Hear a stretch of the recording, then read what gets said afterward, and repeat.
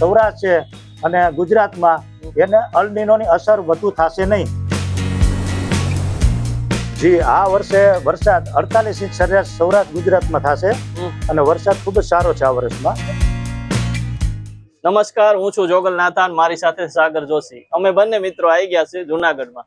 હું તમને એક આગાહીકાર બતાવી. ખગોળ શાસ્ત્રી છે, મૂળભૂત એ આજે પ્રકૃતિના તત્વો છે એને જોઈ અને નક્કી કરે છે વરસાદ કેટલો થશે. રજનીકાંતભાઈ લાલાણી કરી છે, પણ મારે એમને પૂછવું છે કે આ રજનીકાંતભાઈ આ વર્ષે વરસાદ કેટલો થશે? જી, આ વર્ષે વરસાદ 48 ઇંચ સરેરાશ સૌરાષ્ટ્ર ગુજરાતમાં થશે અને વરસાદ ખૂબ જ સારો છે આ વર્ષમાં. 8 જૂન થી વરસાદ શરૂ થશે. આપણે પ્રથમ વાવણી 8 જૂન થી 11 જૂન, ત્યાર પછી બીજો રાઉન્ડ બીજી વાવણી જેને જૂન મહિનાની 6 તારીખથી થશે. ઈ ગાળો સમગ્ર ગુજરાતમાં બીજી વાવણી સંપૂર્ણ થઈ જશે. સારા ડેમ ભરાઈ જશે, નવા નીર આવશે અને સંપૂર્ણ ગુજરાતમાં વાવણી પ્રક્રિયા પૂર્ણ થશે. એટલે આખા સિઝનમાં 4 મહિનામાં કેટલો વરસાદ? આખા સિઝનમાં 4 માસમાં, એટલે આ વર્ષે 1 માસ વધારે છે. ચોમાસું પાછળ લેટ છે, વચ્ચે એક વાયરુ આવે છે ઓગસ્ટ મહિનામાં. એટલે આ વર્ષે સરેરાશ 48 ઇંચ વરસાદ છે ગુજરાતનો, જેમાં અમે મોટા આપણે જિલ્લા વાઇઝ પણ લખેલું છે. જેમાં જુનાગઢમાં અમે 55 ઇંચ છે, તેમજ અમરેલીમાં 50 ઇંચ છે, તેમજ બોટાદમાં 45 ઇંચ છે, દ્વારકામાં 48 ઇંચ છે. આ રીતે દરેક જિલ્લા વાઇઝ અમે ઇંચની પણ આગાહીઓ કરીએ છીએ. આટલું બધું સચોટ અનુમાન કઈ રીતે કરી શકો? અમે શિયાળામાં જે પૂનમ પછી જે થાય, કારતક સુદ પૂનમ પછી જે આકાશમાં જે ગર્ભ કચ્છ કહેવાય છે, દરિયાની વરાળ હોય જેને લહેર કહેવાય શિયાળામાં, ઈ વરાળ 200 દિવસે 210 દિવસે અને 195 દિવસે ઈ બાષ્પીભવનના રૂપમાં થતી હોય છે, જેને ગર્ભ કહેવાય કચ્છના.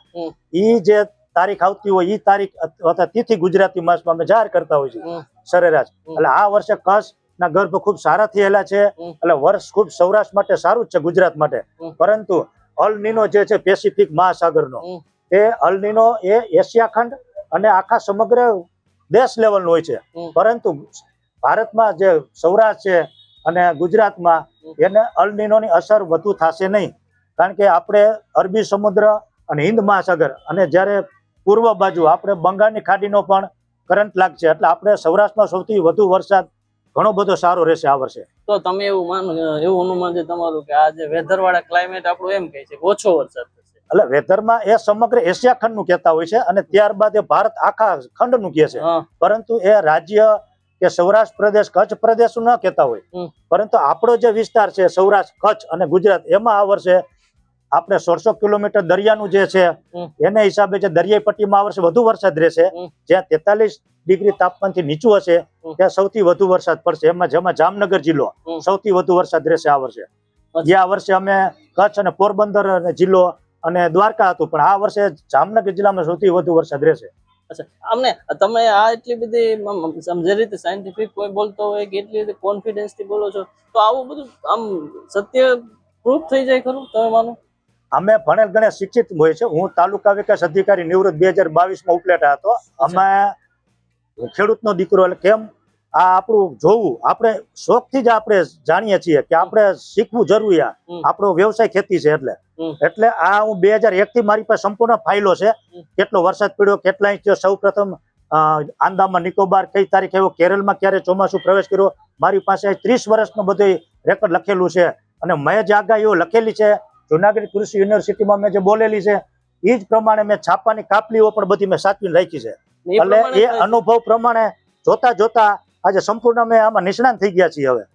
અચ્છા, આ તમને તમારામાં નથી આવતું કે વચ્ચે આ લોકો એમ કહે છે કે જો અલ નીનોની અસર થશે તો જુલાઈ પછીના ગાળામાં વરસાદ? હા, એ જે તાપમાન છે અત્યારે જ ઊંચું છે. અમારે દર વર્ષે મારું સરેરાશ મારી ફાઇલ મેં જોઈ છે કે મે મહિનાની 5 તારીખથી સૌરાષ્ટ્રમાં, એટલે કે ધારી અમરેલી જિલ્લાનું, કુકાવાવ, બગસરા, તેમજ રાજકોટ જિલ્લાનું અમારે જામકંડોળા, ગોંડલ ને ચરકડી, ચોરડી ગામ, પાટીદળ, ત્યાં દર વર્ષે અમારા બીજા જિલ્લા કરતા 1 માસ પહેલા હોય. 5 મે થી શરૂઆત થઈ પ્રી મોન્સૂન. એને બદલે આ વર્ષે ગરમીનું પ્રમાણ ઊંચું જતા હજુ પણ થયેલ નથી પ્રી મોન્સૂન શરૂઆત. હવે આજે મારી પ્રી મોન્સૂનની તારીખ લખેલી છે આગાહીમાં 25 મે થી 29 મે, જે ખરેખર આજથી હવે વાતાવરણ ચેન્જ થયેલું છે. પ્રી મોન્સૂન હવે શરૂ થશે. અચ્છા, તમે આ મૂળભૂત તમે કીધું હું તાલુકા વિકાસ અધિકારી હતા, એ તમારી કેરિયર શું હતું એ બતાવો. એટલે મારે તાલુકા વિકાસ ગ્રામ્યના તાલુકા પંચાયત દરેક તાલુકામાં 257 તાલુકા છે ગુજરાતના, એમાં તાલુકામાં અમારે ગ્રામ્યનું કામ કર્યું, ગ્રામ પંચાયતો. અચ્છા મારે ઉપલેટા તાલુકા પંચાયત હું પ્રમુખ, હું તાલુકા વિકાસ અધિકારી, મારે 52 ગામ છે, ધોરાજીના 29 ગામ છે, એનો સંચાલન વહીવટ બધે તાલુકા વિકાસ અધિકારી કરે. અને જે તાલુકાનું જે હોય તેનો મામલતદાર વડા કહેવાય, એ સિટીનો બધું કાર્યભાર મામલતદાર શ્રી સર કરતા હોય છે. અચ્છા તમે ક્યાં ક્યાં જોબ કરી છે? તમને મેં જોબમાં જેતપુર, ધોરાજી તથા ઉપલેટા, છેલ્લે હું 2022માં મેં સ્વૈચ્છિક નિવૃત્તિ લીધેલી છે. રજનીકાંતભાઈ, એક છેલ્લો પ્રશ્ન, ખેડૂતોના જીવન ધોરણમાં શું લાગે, સુધારો આવ્યો કે નથી? હા ચોક્કસ.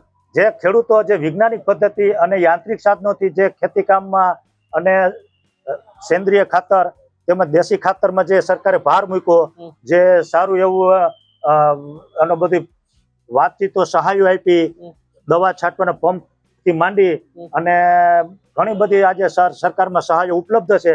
એના થકી તેમજ જુનાગઢ કૃષિ યુનિવર્સિટી છે, દાંતીવાડા છે, આવું જે વલ્લભ વિદ્યાનગર છે, આવી કૃષિ યુનિવર્સિટીઓમાં અધિકારીઓના માર્ગદર્શનથી જે ખેડૂતો મોલાત તરફ વળ્યા છે, બિયારણ સુધારેલું ઘણું બધું ઉત્પાદન. જો આ વર્ષે ઘઉં જોઈએ તો આજે 40 મણ વીઘે થયેલા છે. કપાસ બીટી આપણે શરૂઆતમાં આવ્યું તો 45 મણ પણ વીઘે થયેલો છે આપણે. એટલે ખેડૂતોનું જીવન ધોરણ જરૂર આગળ અને પ્રગતિશીલ થયેલું છે, એ 100% આપણે જોઈ શકીએ છીએ. ખેડૂતો આજે જે ગાડા બળદમાંથી આજે 4 વ્હીલ અને ઘણા બધા ઉદ્યોગોમાં પણ જોઈ થઈ શક્યા છે. ઓકે, તો આ હતા રજનીકાંતભાઈ, એમનું કહેવાનું છે વર્ષ ચોમાસું સારું જશે, અને મને એવું લાગે છે કે એની વાત અને એનો અનુભવ બહુ સત્યની નજીક હોય. બસ આટલું. જય જય ગરવી.